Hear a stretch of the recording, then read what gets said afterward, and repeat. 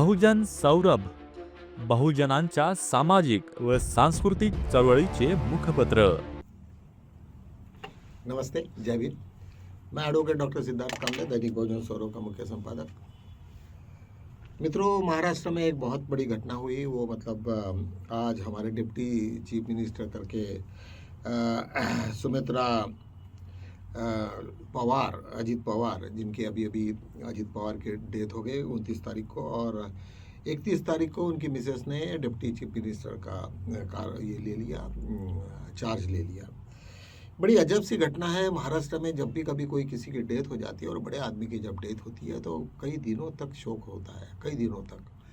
और यहाँ अभी तक तो उसकी अस्थि भी बुझी नहीं, और ऐसे सिचुएशन में वो लेडी को इतना बीजेपी के लोग पड़ गए थे पीछे कि नहीं, अभी लो, अभी लो, अभी जल्दी करो, जल्दी करो, जल्दी करो, ऐसे भागे जैसे कोई किसी के शेर आ गया पीछे में। और इस तरीक़ा से घटना शायद ही मेरे ख्याल से ऐसी होती होगी कि यहाँ वो अस्थि ठंडी नहीं हुई और यहाँ पे तुम लोगों ने उसको ये करा दिए।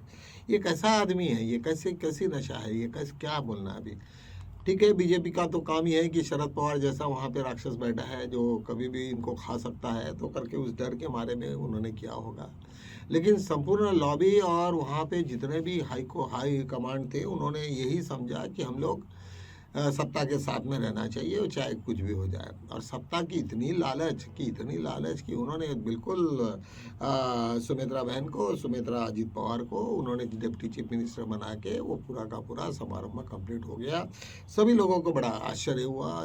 इवन शरद पवार को जब पूछा गया तो उन्होंने कहा कि नहीं, मुझे कुछ भी नहीं मालूम, मैं जानता भी नहीं कि उसने जब शपथ लिया ये वो जब। अरे मतलब जब इतना बड़ा उन लोगों के बाद आपस में ये हुआ था कि शरद पवार और अजीत पवार दोनों आपस में मिलने वाले थे और दोनों मिलके ये 6-7 तारीख को वो अपनी एक नई पुराना दोबारा मर्जिंग करने वाले थे। ये सब बातें तय हो गई और इसके पश्चात भी इस तरीक़ा से उसका डेथ होना। पहली बात तो डेथ के बारे में तो काफ़ी संदेह है, काफ़ी वीडियोज़ आए उसके ऊपर में।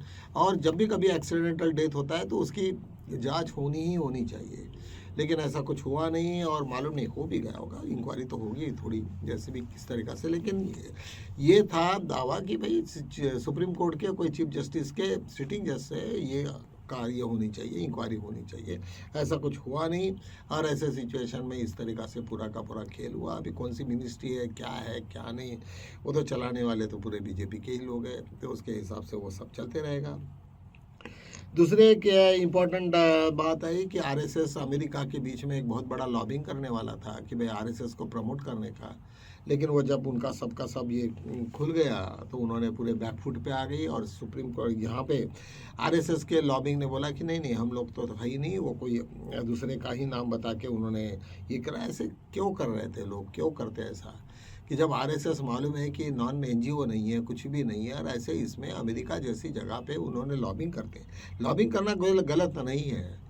लॉबिंग की वहाँ पे अमेरिका में एक प्रोसीजर है, वो प्रोसीजर के तहत तुमको वो पर्टिकुलर एजेंट्स को उतने पैसे देने पड़ते हैं और वो उनको हायर के लिए उनको वो एक प्रोसीजर उन्होंने लेट डाउन किए है कि भाई वहाँ के जो सांसद हैं उनको यहाँ के बारे में कुछ जानकारी हो जाए। अडानी तक तो बात हम समझ सकते थे कि अडानी को ज़बरदस्ती ये था, और वो निश्चित रूप से वो जिस तरीक़ा से मुसीबत में है तो मुसीबत में है, इसका मतलब जो भी क्राइम किया है उन्होंने वो तो उसकी तो सज़ा उसको भुगतनी है। तो सभी सांसद मिलके उसको लॉबिंग करेंगे और इस तरीक़ा से वो कोई इश्यूज़ बन सकता था। लेकिन आरएसएस को अभी कौन सा क्या आके पड़ा।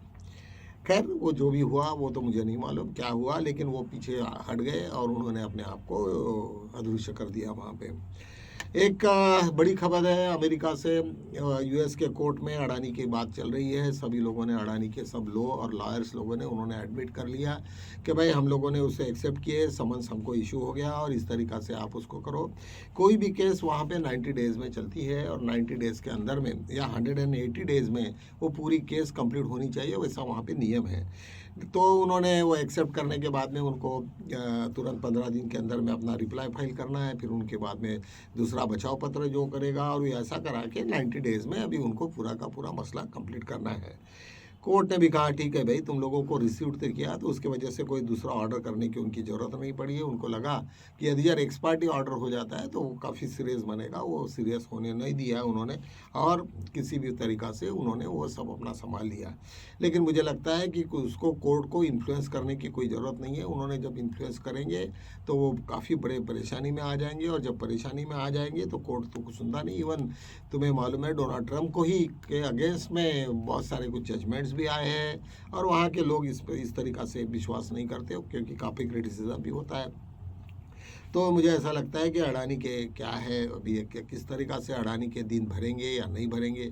लेकिन एक बात तो तय हुई कि पूरा का पूरा इलेक्शन मैनिपुलेशन में शायद उनका हाथ ज़्यादा होगा, क्योंकि पूरे पार्लियामेंट्री जब भी कभी राहुल गांधी ने उनके ऊपर में कोई बात कही तो संपूर्ण पार्लियामेंट उनके पीछे फार में आ जाता था, इस जैसे कि उन लोगों ने पूरे पैसे दे के उनको पूरा का पूरा खरीद लिया या क्या किया, इस तरीक़ा से जो तो ये थी संभावनीय बातें थी, वो ऐसे नज़र आती थी सब लोगों को। तो मुझे लगता है कि ऐसा क्या होगा नहीं मालूम, लेकिन निश्चित रूप से जब अडानी यदि जरूर नक्शा से हट जाएंगे तो बीजेपी को काफ़ी मुश्किल होगी। शायद इतना बड़ा फाइनेंसर तो पैसा बहुत है, लेकिन किस तरीक़ा से कहाँ से पैसा आएगा, क्या आएगा, कैसे नहीं ये करेंगे, क्योंकि अडानी जैसा आदमी हो तो वो सब मैनेज कर लेता है। हर एक उनके बड़े बड़े सेंटर्स है, सब लोगों के तरफ से कैसे करने का होता है, they are the master in this. एक सबसे बड़ी एक ये जो आज ईरान और यूएस के बीच में का जो झगड़ा है, और वो काफ़ी इसमें आ गया है, और इस तरीक़ा से ये आ गया कि सऊदी अरेबिया और ये सब के पूरे जो खाड़ी है, और उनका जो अब्राहम लिंकन का जो बहुत बड़ा सी बेस है उनका, जो जिस तरीक़ा से जहाज़ है जहाँ से पूरे के पूरे 360 मीटर का उनका लंबाई है, मतलब इतना बड़ा, जहाँ के हवाई जहाज़ से वो लैंडिंग कर, मतलब वहाँ से हवाई जहाज़ लैंड कर सकते हैं, और इतना बड़ा क्रूज़ है वो, और वो क्रूज़ वो आके रुका हुआ है 700 किलोमीटर्स अवे फ्रॉम ईरान। और ऐसे सिचुएशन में वहाँ पे मॉर्निंग में कल से एक बहुत बड़ी रिहर्सल होगी। ऐसा भी मानना है कि शायद ईरान को या सभी देश अभी उनकी ईरान के साथ में है, मेनली रशिया है, चाइना है, ये बड़े दो मेन ये है, और ख़ुद ईरान भी इतना पावरफुल है कि वो मुझे लगता है कि अमेरिका के बारे में जो भी कुछ प्रेडिक्शंस थे तो शायद उन यही सलाह दिए होंगे कि भाई ये स्टेप डाउन कर लो, आप ये मत करो, वहीं पे रोकने की कोशिश करेंगे, और यदि रोक के वहाँ के वहीं कुछ ना कुछ तो होके वो सब ख़त्म करेंगे। क्योंकि पूरा यूरोप आज, जितने भी यूरोप के बहुत सारे देश, इवन ब्रिटेन से लेके तो बहुत सारे देश, वो चाइना के साथ में उनके साथ में मिले हुए हैं। अभी उनके मीटिंग्स हो गए, बहुत सारे ट्रेडिंग हो गए, ट्रेडिंग के कुछ बड़े बड़े कॉन्ट्रैक्ट हो गए।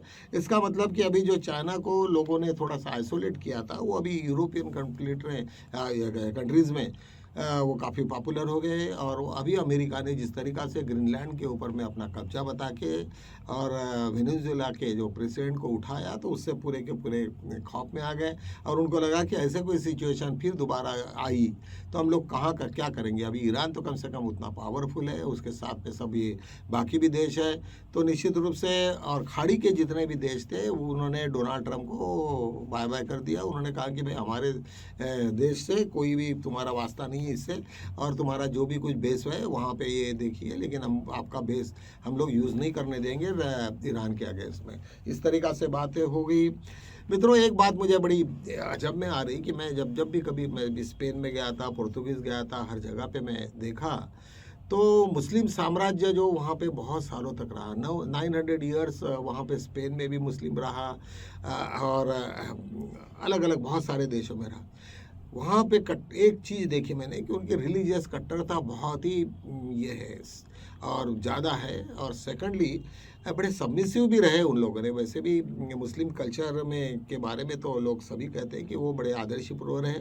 उन्होंने वार तो बड़े जीते यहाँ पे पूरे, आज अभी इंडिया के ऊपर में भी उनका पूरा कब्जा था, कई सालों तक उन्होंने राज किया, लेकिन इतने अच्छे से राज किया कि उन्होंने अननेसेसरली किसी को ये नहीं किया कि भाई ये हिंदूज़ है और ये है मुशीक है, चाहिए, वो सब बातों में नहीं पड़े वो, और उनका राज जो भी करना था वो इस तरीक़ा से करते रहे। लेकिन जिस तरीक़ा से काम कर जो बीजेपी और आरएसएस ने जिस तरीक़ा से मुस्लिमों के अगेंस्ट में जो खींचतान चालू कर दिया और लोगों को बिल्कुल टॉक्सिक बना के डाला था, इस तरीक़ा से उन्होंने कभी नहीं किया। मुझे ऐसा लगता है कि सपोज अभी पूरे के पूरे मुस्लिम कंट्रीज़ एक हो गई है वार में, और वहाँ से आने तक अभी यहाँ पे पाकिस्तान भी आ गया, चाइना इधर से उनके सपोर्ट में है। इस तरीक़ा से सिचुएशन में आ जाते हैं तो हम लोग कहाँ रहेंगे।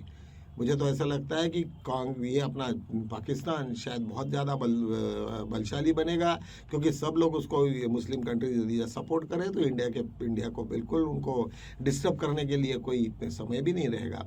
मुझे लगता है कि हम लोगों ने शायद इसके बारे में डॉक्टर बाबा साहब आम्बेडकर ने भी सोचा होगा करके, आरएसएस के बारे में इतना बड़ा एसेसिनेशन उन्होंने किया, इतना गांधी का मर्डर किया, लेकिन बाबा साहब को मालूम था, लेकिन बाबा साहब ने उसके ऊपर में ज़्यादा एनर्जी वेस्ट नहीं की। और जिस तरीक़ा से आरएसएस ने लाखों लोगों को अपने इसमें जाल में खींच के, हज़ारों लोग वो आरएसएस को जिताने के इसमें सब रहते हैं, लेकिन ये सब बातें टेम्पररी है, उसमें कोई दम नहीं। यदि किसी खुदा न खास्ता यदि जब उस तरीक़ा से कोई ये चले जाता, उनकी सत्ता बीजेपी की चले जाती, तो इतने लाखों लोग क्या करेंगे वो लोग। वो ठीक है, एम्प्लॉयमेंट वगैरह का थोड़ा बहुत इधर उधर से कुछ चलेगा, लेकिन मुझे लगता है कि उनकी ज़िंदगी से खिलवाड़ है, और आरएसएस ने भी ये समझना चाहिए कि ये सब बातें नहीं करनी चाहिए, नहीं तो वरना उनका पूरा जनरेशन टू जनरेशन ख़राब हो जाएंगे और सब तकलीफ में आ गए। ये सब चीज़ों के बारे में डॉक्टर बाबा साहब आम्बेडकर को सब मालूम था। जो अभी जो यूजीसी का कांड हो गया, सभी लोगों को मालूम था। जैसे अभी ब्राह्मण सब सामने में सबसे आए हैं, तो अभी SC ST OBC भी सामने आ गए, और इसी तरीक़ा से संघर्ष चलते रहेगा तो मुझे लगता है कि आने वाले दिन आरएसएस के लिए काफ़ी खतरनाक होंगे, और नहीं होने चाहिए, चाहे कोई भी रहे, अपना ये भी रहे, लेकिन इस तरीक़ा से उन्होंने रोकना चाहिए। अपने सब पूरा का पूरा जो सिस्टम है अभी उन्होंने चेंज करना चाहिए। नहीं करेंगे तो बहुत ही बिना इस पानी से उन लोगों की हजामत हो जाएगी, तो ये ध्यान में रखना चाहिए। चलो आज यहीं पे हम लोग रुकते हैं, मिलेंगे कल, तब तक के लिए जय भीम।